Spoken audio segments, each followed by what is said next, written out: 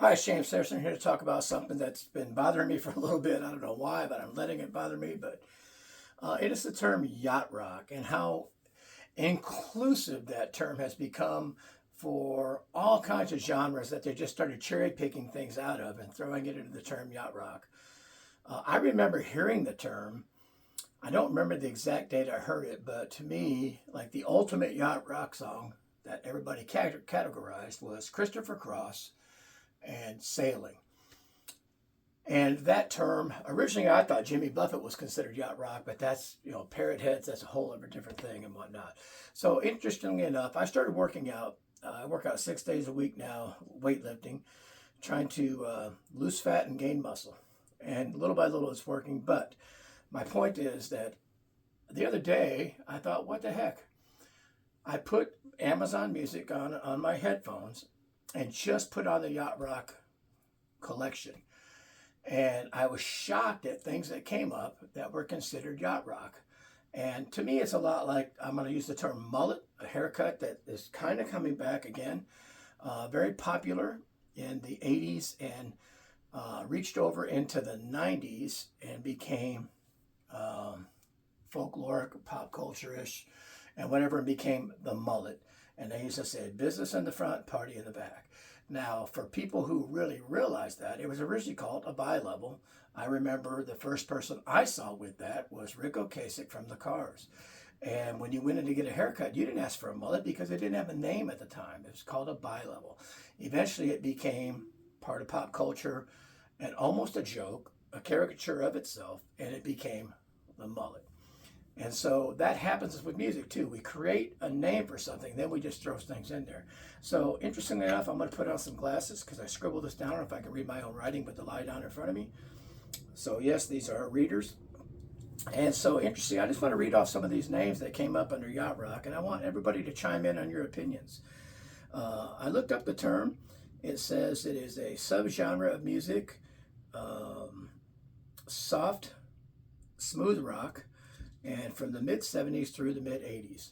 Now, obviously, there's all kinds of things in that, but interesting enough, this is the order of some of the tunes that played. I'm not doing the songs. I'm doing the artist. Doobie Brothers, Steely Dan, Chuck Mangione. The tune was "Feel So Good," by the way. Chuck Mangione was listed under yacht rock. Billy Ocean, Christopher Cross, Kenny Loggins. Some of these are going to be what's considered the poster children for yacht rock. Pablo Cruz, Jackson Brown. I can't read my own writing there. Keith Urban, that's what it is. Keith Urban, it's because he has a new song out. He's doing a yacht rock album, but there's a new song out with Michael McDonald on it, which is probably the common thread through yacht rock. Robbie Dupree, America, the Eagles, Paul Simon, Michael McDonald, Chicago, Bobby Caldwell. Bobby Caldwell had a big hit called "What You Won't Do for Love Would Not Do." I came back to let you know. And that was listed under there. Orleans, Air Supply, Little River Band, Player, Philip Bailey from Earth, Wind, and Fire. The song that played was the one with him and Phil Collins. Brandy, the Looking Glass was Brandy's a song. Looking Glass was the band. Paul Davis, Fleetwood Mac, Hall & Oates, Luther Vandross, Crosby, Stills and Nash, Ambrosia, Atlantic Rhythm Section, Barbara Streisand, England Dan, John Forcoli, Alan Parsons Project, George Benson, Steve Perry, Exile, Carly Simon, Seals and Crofts, 10cc, Lionel Richie, Queen, Ozark Martin Daredevils, Peter Frampton, Toto, Foreigner, REO Speedwagon, Dr. Hook.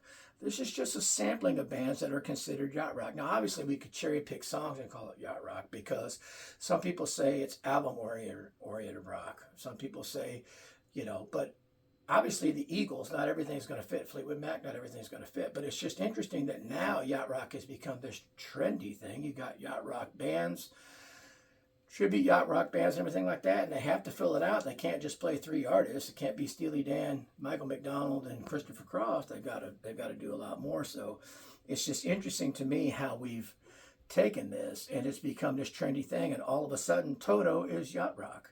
And Peter Frampton, who would have ever thought of Peter Frampton as yacht rock? But Baby I Love Your Way and Show Me the Way, I guess if you want to call that soft rock, you could. Foreigner. But there's, only maybe certain ballads. It's hard to say. But REO Speedwagon, to me, doesn't fit that category. Dr. Hook, Exile is an interesting band because Kiss You All Over was I guess you could call it a soft rock hit, but then they became very popular in country music. And great band, by the way, but are they yacht rock? Interesting. Is Chicago yacht rock? You could call their ballads yacht rock, maybe. So anyway, it's just interesting. I want to hear people's opinions on what you consider yacht rock, why it's become famous. I'm sure for a lot of people, it's an avenue that they can put together some kind of tribute bands and do something with, and that's great. It's just interesting to me that genre has really become trendy all of a sudden.